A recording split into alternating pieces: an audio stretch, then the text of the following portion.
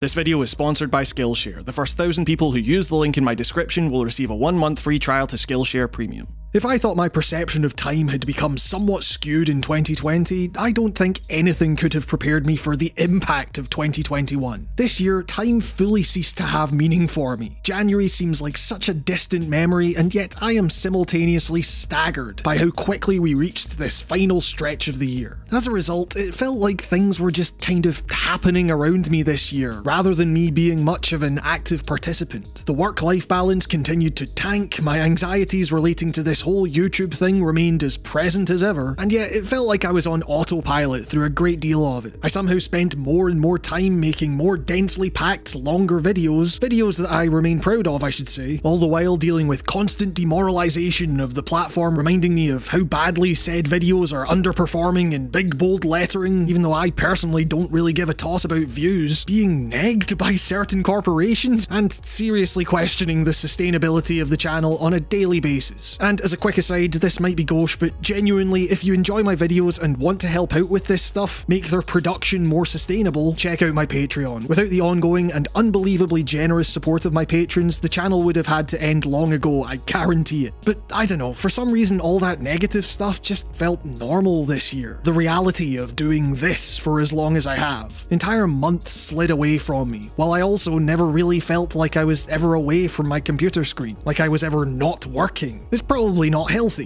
That's not to say that this year was as outright bleak as 2020, although it definitely did have its moments. Well, call it immersion therapy, call it being ground down into submission, call it whatever. Calluses were formed over the last couple of years, the emotional distress numbed somewhat, and whether that's a good or a bad thing long term, looking back on the year as a whole, certain things became less existentially terrifying to deal with over time. But as a consequence of that callousing, that temporal disconnect I outlined was mirrored by my own feelings of, let's call it critical alienation. That resignation, that you just kind of have to get on with it, definitely had an effect on my ability to feel excited about many of 2021's big name releases. I mentioned this kind of anxiety in my Guardians of the Galaxy review, but I honestly don't think I've ever felt like more of an island in terms of general consensus than I have done this year. Titles that were posited as absolute game-changing masterworks, or the surprise hits of the decade, left me really wondering if I was doing something wrong or missing something, because my experience seemingly couldn't be further from many others, with feelings often ranging from confusion and apathy to outright disdain for what I was playing. With all that in mind, coming up with a list of the best games I played this year proved to be far more difficult than that process has been previously. If you're familiar with the format, usually I have real trouble limiting the Honourable Mentions section to 5 or 6 games. In 2021, I can honestly say I had trouble filling it to the same degree. But in retrospect, the overall effect seems to be that those new games that did speak to me over the last 12 months really spoke to me. They represented comfort as much as they saw me taking chances on games I normally wouldn't gravitate towards. They taught me to think differently about franchises I may not have held in such high regard previously. And moreover, a surprising amount ended up edging their way towards some of the best games I can recall playing in recent times. And so, without any further ado, let's dive into the 7th annual Writing on Games Top 5 Games of 2021 list, that I've played obviously, and also this list is based purely on personal opinion, and if your list is different that's absolutely fine, with some honourable mentions thrown in for good measure. And at number 5 we have Hitman 3. You know, it's been a wild year when a Hitman game only just cracks my top 5, let alone fails to top it. Don't get me wrong, it's a largely incredible series of levels to add to a platform that has easily shot up the ranks to one of my all-time favourites. There are some true series highlights in here as well. The grand opening of Dubai, actively foregrounding the team's visual design chops in a manner that borders on the downright painterly in its composition and environmental storytelling. You have the murder mystery of Dartmoor, a delightfully devilish structural shift in the typical Hitman mission story, whereby you use your new tools to examine clues and, crucially, choose yourself how to utilise the information you come across in order to control your targets. A series of mechanics that belies a fairly interesting little mystery. And hell, you have Berlin, arguably the final boss, as it were, of the World of Assassination trilogy. The true test of your skills as 47 turns from hunter to hunted, removed of his ability to pinpoint any target's location on the map at any time, and instead having to figure out who the targets even are among this convincingly incoherent mass of inebriated bodies. The first time you go through Berlin's club, it's tense in a way that no other Hitman map has ever managed to achieve. All the ingredients are there for the perfect conclusion to this trilogy that has grown to mean so much to me personally. A truly rewarding send-off for those that have stuck with the series all this time, thanks to a greater focus on player expression, with fewer but more open-ended mission stories, for example. But the reason I can't in good conscience place it any higher or give it the #1 spot for the third time is that, well, there are a couple of reasons. First off, that final level. God, what a waste. The entire trilogy is about heightening player freedom as much as possible in these vast toy boxes, and someone thought that the best way to close that out was by having you move from one end of a rigidly laid out train to another, not even realising the very real potential of a crowded train level in Hitman. I get it was important to close out the story, but come on, I always thought the true narrative genius of this series lay in the ways it would encourage me to create my own stories with the wealth of tools available. This is anticlimactic in a way I don't think anyone could have expected. Second, it's easy to forget, but Hitman 3 had one of the most catastrophic launches imaginable back in January of this year. To IO Interactive's credit, most of the issues surrounding the transfer of data between different installments of the trilogy and platforms seem to have been fixed. I think, maybe? But geez, this was my most anticipated game, and eventually I decided to say fuck it and leave it a week or two to play because of how broken and precarious that transfer process seemed. How did they not anticipate that transfer site getting nuked the way it did on day one? So yeah, this seems wildly negative for one of my games of the year, but you know, it's a Hitman game. Even with the worst level of the series by far and the release blips, it's still more of the best stealth action you can possibly get. The deepest, richest vein of emergent storytelling that I can tap into time and time again and never get close to bored of. Even at its patchiest, Hitman 3 and the trilogy it brings to an end is still better than the vast majority of other games out there.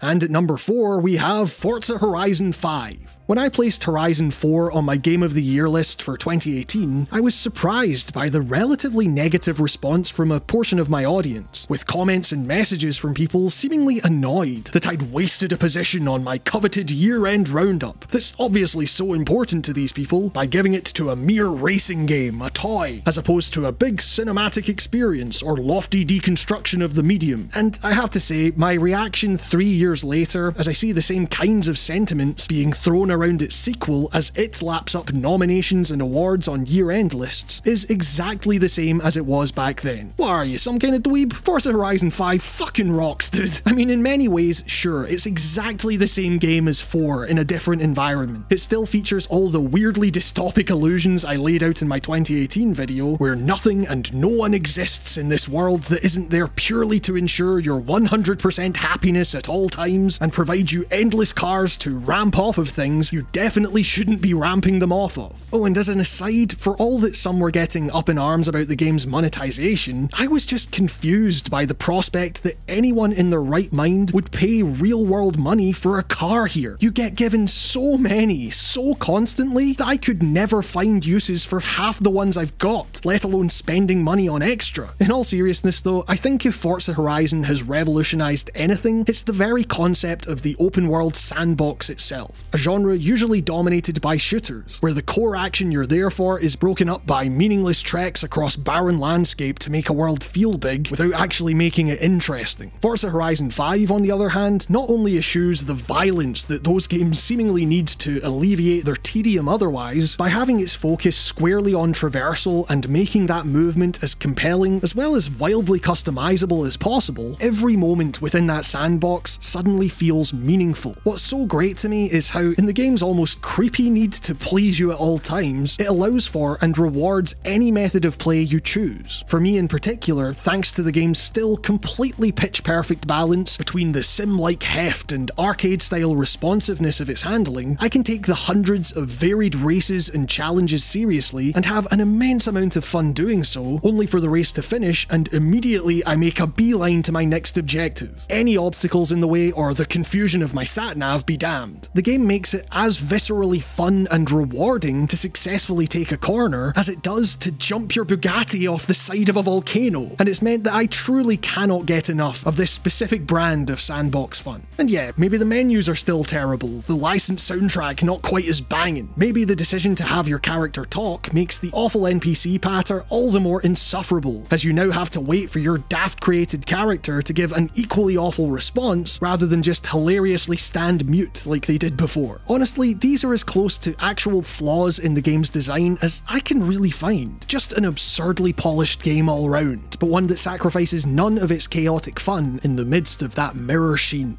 And coming in at number 3, we have No More Heroes 3. Look, I would very much consider myself a Suda fan. As I've said on multiple occasions, Killer 7 is one of my all-time favourite games. Such a destabilising thrill ride from start to finish, a real tour de force. That said, Suda's other darling, No More Heroes, has always been a game I enjoyed, but it never came close to gripping me in the same way, with a subpar PC port last year doing nothing to help matters. I guess there's an angle from which you could read this as thematically intentional, but it wasn't the literal menial labour the game has you do that I found to be tedious. Instead, it was the bland corridors upon bland corridors of repetitive enemy encounters separating me from the actually satisfying boss battles that led me to question, do I actually like this game as much as I remember? How is this realisation, if it is one, going to affect my feelings on the long-awaited third installment? Turns out the answer is, whatever man, No More Heroes 3 rules. And it's odd because the thematic foundation hasn't really changed. It's still funny that the greatest assassin in the world is a video game obsessed schlub that can't take part in the fun stuff, you know, the grisly violence that the games actually portray as incredibly grim in their own way, until he earns enough pocket money doing garden work and the like. But there was honestly no moment in the 12 or so hours it took me to beat the game that I could say I wasn't thoroughly enjoying myself. There is no tedium here, nothing standing in the way of that glorious Suda style I'm here for, marking his most high-profile return to the role of director and writer after a period of somewhat more background, hands-off production work, and it shows.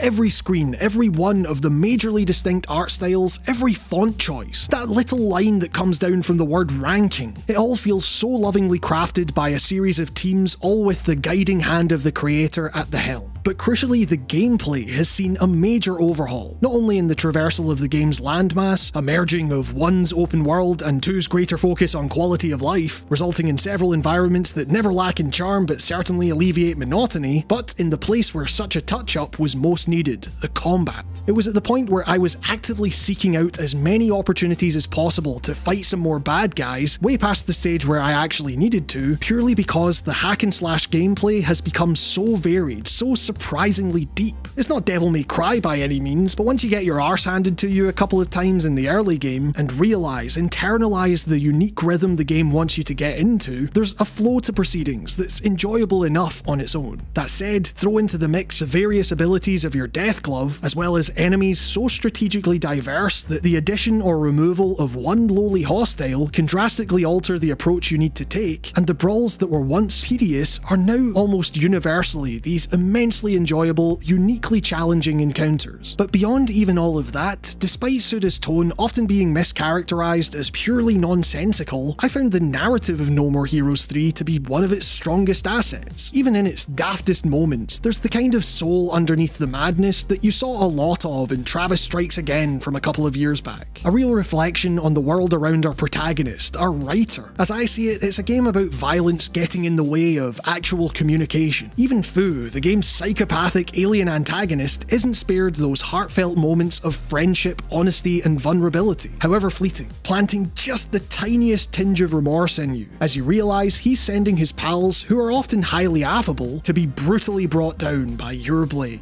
It means that segments where, for example, the jokes made around JRPG tropes, cheekily poking fun at both their languid nature and modern gamers' lack of patience alike, manage to reflect the character in question's more measured, introspective sensibility possibilities, his vain attempts to convince a friend of the error of his ways. It never approaches the realm of schmaltzy in any way. Every single aspect of this game is a gloriously technicolor, ultra-violent cartoon with alien wrestling villains. But there is a very real deftness to the craft here. The layers at play in any given moment, from its constant references and its pastiches of video game culture, both new and old, are too numerous to count, and there are payoffs to jokes set up throughout the entire game that had me absolutely howling at the punchline. Put it this way, when I wasn't playing No More Heroes 3, I was thinking about how much I wanted to be playing No More Heroes 3. That's a hell of a turnaround for the series, and made for easily some of the most explosive fun I had with a game this year. And with that, my runner-up for Game of the Year is The Forgotten City. God, this one really shocked me as to how much I ended up adoring it. I guess given that my first exposure to this game was finding out its origins as a Skyrim mod, and seeing those faces in coverage, I was entering The Forgotten City with pretty tempered expectations. But I'm delighted to say it has served as a fantastic lesson in not judging a book by its cover. For one, while those faces can be ghoulish at points for sure, the city itself is a joy to navigate. A real love letter to ancient Roman architecture, whose majestic lighting at points almost makes it seem like a pleasant place to live, before you remember that said lighting merely peeks through the cracks in the rocks above, trapping everyone inside for eternity. Exploring the city then quickly becomes bittersweet, at once exciting to see the detail afforded to temple murals and the like, while also being aware of the fact that you have to navigate these ominous gold statues in order to get close. It's a similar duality found in the gameplay itself. The time loop of trying to free everyone from the curse of the Golden Rule, where if one person commits a single sin, everyone is hunted down and killed. The city and the backstories of the people within it are simultaneously grand and dense to the point of feeling labyrinthine, while also compact enough that it never topples over into the overwhelming, making it the most compelling time loop game this year by a country mile, in a year absolutely jam-packed with the things, in that I was utterly gripped by the need to just do one more go around when I came to some grand realization. It's a compulsion aided by the game's extremely funny means of alleviating any tedium of having to retrace your steps with every loop, by just ambushing this dude and having him run around doing all your errands for you. It's hilarious how you just end up barreling through the fact you're essentially a time traveller and this guy just has to accept it, but it also speaks to the really clever way this game handles its different time periods, avoiding the very real corniness that could have come from referencing current trends and memes in your discussions with these citizens, and instead evoking a genuine curiosity as to how the future works, actively trying to relate to your experiences. That said, while the game allows you to bring into focus the various barbaric practices of a society that sees itself as the pinnacle of civilization, the game has a moment where you find out the nature of what's actually going on here that very cleverly brings everything about its temporal curiosity together in a way that turns it all back on you. That this kind of hubris of assuming that one lives in the most important period of human history is not something your character is innocent of. Throw in some really interesting questions about the nature of conflicting spiritual practices as they relate to the central golden rule, what even constitutes a sin and the like, and despite some of its outward jank, you have a daringly complex little game that, above all else, and for a title so focused on repeating things over and over again, holds at its core a value that very few games seem to possess nowadays: brevity. I probably wouldn't have given this game a chance were it not on Game Pass, but boy, this is one of those rare titles that makes me wonder what other similar kinds of gems I've been missing. Absolutely fantastic. But for now, as usual, before we get to my number one pick, it's time for some unranked honourable mentions. The only reason Nier Replicant version 1.2247 etc. didn't make the main list is because its remake status just allowed the other games to edge out ahead of it. Even though last year's Game of the Year was a remake of Tony Hawk's Pro Skater, this whole thing is arbitrary as hell, I know. That said though, this version of Replicant modernised the 2010 cult classic so thoroughly that returning to the original's clunkiness felt like a genuine surprise. It retains the grit, the bite back that gave that original its identity, while adding so much narratively that it ends up wrapping back around, serving as the actual thematic conclusion to its sequel released 4 years ago. A truly fascinating, disruptive remake, which is kind of what Nier has always been about. Road 96, for all its quirks, is a game I haven't quite been able to get out of my head since I beat it. It's just so aggressively weird, but in being that odd and off the wall, its overarching story, as robotic as the denizens of its world, it ends up capturing a side to being on the road, that sometimes the people you come across are scary in their unpredictability, that make it a surprisingly convincing depiction of being a teenage runaway, even if the uniqueness of its modular narrative structure was overstated somewhat. Just such a swing for the fences game, which is something I have to admire, and I'd recommend checking it out just for being so bold in its strangeness. As I stated in my DualSense video, Returnal is the best game that I am absolutely awful at. Its hard as nails, frantic bullet hell mayhem was so overwhelming that I could never get further than the second biome. But not only is its action so addictively speedy and impactful that I couldn't stop banging my head against that mechanical wall, what really gripped me was the utterly oppressive atmosphere, unsettlingly dripping from every inch of Returnal's gorgeously grim world. Indeed, in a year of time loop games, Returnal was the one to render the process of reliving the same day as something truly sinister and hostile, through elements as granular as its anxiety-inducing approach to controller vibration, a masterclass in atmosphere and world design, even if I'm completely terrible at it. Lost Judgment is the sequel to a game that so thoroughly solved the central struggle of our protagonist Yagami, the push and pull between a lawyer's job to win cases and a detective's job to find the truth, that its crazy, multi-directional plot involving all kinds of digressions that are obviously central to a world-altering conspiracy, I mean this is a Yakuza spin-off after all, lacked the grounding anchor of a character figuring their own shit out. As a result, it became a bit of a Saturday morning cartoon, a nonetheless frantic episode of the wacky adventures of Yagami and Kaito, but it's still a fun, heartfelt romp that balances the absurdity of its plot against this ongoing cyclical debate about what justice actually entails in the modern age. Plus, mechanically, it's one of the most expansive entries in the RGG canon, so if you're into these games, it's still a must-play in my eyes. Cruelty Squad is a game I liken to a really fantastic noise rock album, where the end product is wild, lurching, and uncomfortable to take in, with all its piercing experiential squall. But look deeper, and there is such care paid to the way this mess is constructed, in Cruelty Squad's case, the insane, immersive sim interconnectivity between absolutely every system in the game that you simply cannot turn away. Like Returnal, it is a game I am awful at, one that I can't play for more than 10 minutes at a time without feeling supremely anxious and genuinely grotty, but that's entirely the point. It represents such commitment to a mechanical and thematic vision that I have nothing but deep respect for it. XO1 is a game that everyone described as relaxing, and it's easy to see why. Its mechanical simplicity evoking the same kind of purity I'm always talking about with racing games, where the joy is in building your momentum until you're shooting across the landscape with little getting in your way. But that's just it. There was an inescapable loneliness to zooming through its deliberately barren but no less compellingly designed landscapes for vast stretches of time across the far-flung reaches of space that it ended up tapping into that same existential horror I experienced from uncontrollably tumbling into Outer Wilds' gas giant for the first time. The Marble game, as it turns out, is the perfect medium for this kind of meditative reflection, making you feel like the cosmic speck in this uncaring universe that you really are, while also just being a really satisfying way to spend a couple of hours as you make a little ball go really fast. And with all of that out of the way, I'm happy to announce that the Writing on Games Game of the Year for 2021 is Psychonauts 2. Upon first glance, it was never a sure thing that Psychonauts 2 would hit me with quite the significance that it did. Sure, it's a long-awaited sequel, but one that seemed as if it was languishing in development for so long that by the time it actually came out, it felt as if most of the hype from that reveal back in 2015, I think, had all but died out.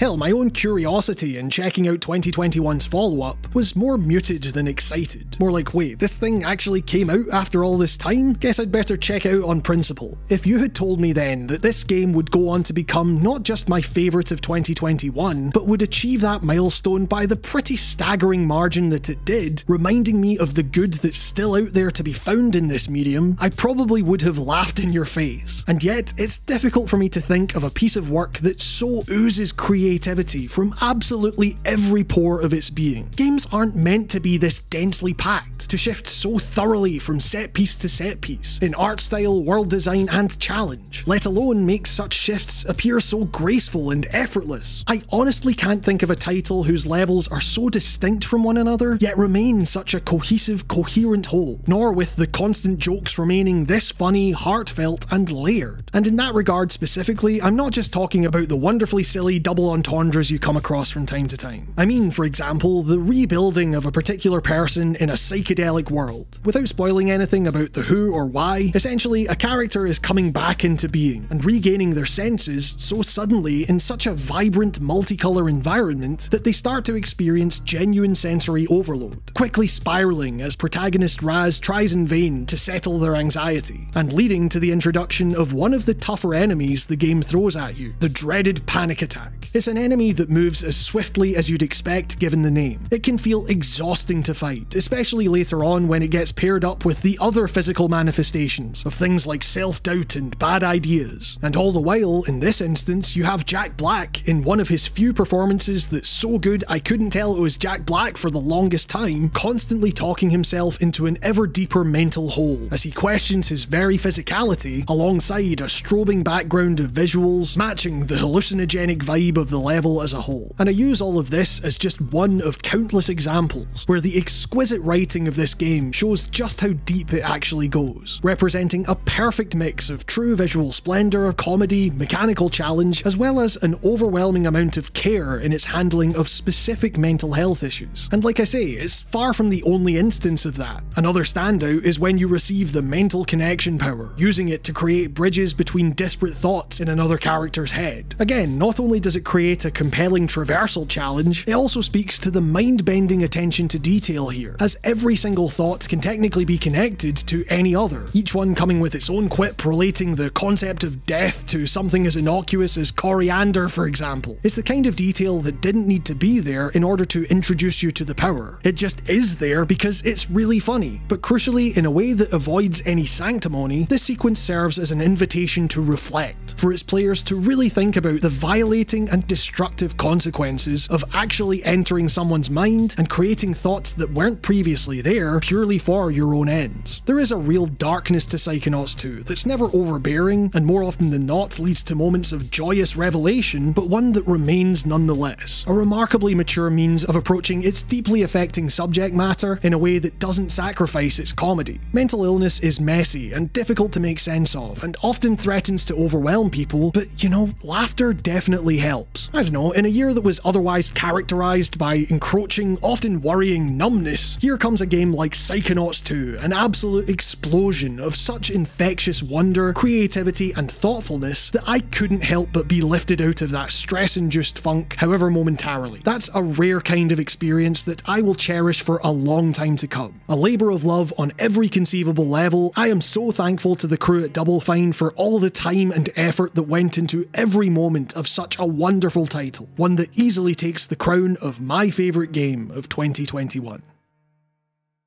And speaking of being thankful, let me now express my thanks for today's sponsor, Skillshare. Skillshare is an online learning community for creative and curious people. Explore new skills, deepen existing passions, and get lost in creativity with Skillshare's inspiring online classes on topics including illustration, photography, video design, and more. Going into the new year, now's as good a time as any to set yourself creative challenges. Maybe you've wanted to create music, for example, but never known where to begin. If that's the case, I would highly recommend checking out Ableton Live 1, the first steps of digital music production. Ableton Live is one of the most powerful digital tools out there with which to make music, and here Ableton certified trainer Brian Jackson takes you through all the key features of the program you need to know in order to get started. What's more, Skillshare offers classes designed for real life and all the circumstances that come with it. These lessons can help you stay inspired, express yourself, and introduce you to a community of millions. And because Skillshare is sponsoring the video, the first 1,000 people who use the link in my description will receive a 1-month free trial to Skillshare Premium, so there's no risk to checking it out for yourself, and you'll really be helping out the channel in the process. Thank you to Skillshare for sponsoring the video, and I hope you all enjoyed this piece on my games of the year. And with that, I would like to thank you all so much for watching. Your support in whatever form it took this year has been a large part of what has kept me working on the channel despite all the pressures and difficulties, so thank you. If you want more Game of the Year content, my podcast co-host Nico and I just posted 10 hours worth of deliberations for the collaborative Writing on Gamescast Game of the Year list for 2021. It was a whole lot of fun, and the link link is in the description if you're interested. In particular though, I need to thank my patrons, whose pledges were quite literally the thing that allowed me to justify the absurd amount of time I spend on these videos. Without you, there really is no channel, and I cannot thank you enough for your support. If you've enjoyed any of the videos I've put out and want to help the channel become more sustainable by supporting my work, you can directly help out as well as get things like access to completely ad-free video uploads, Q&As, and now exclusive video content by heading to patreon.com/writingongames and pledging only what you feel comfortable with. I am genuinely forever thankful for your support. Special thanks go to Mark B. Writing, Artyom Vitsyuk, Shardfire, Spike Jones, Dallas Keane, Charlie Kimball, Tommy Carver Chaplin, Winter, Tom Webster, David Björk, Lucas, Bryce Snyder, Dr. Motorcycle, Henry Mielek, The Nameless Guy, Leah Chinello, Nicholas Villeneuve, Ruth Knapman, Dana Sikowskis, Captain Knuspich, Max Cohen, Jordan Midler, and Charlie Yang. And with that, this has been another episode of Writing on Games. Thank you all so much for watching, stay safe, and I will see you all in the new year.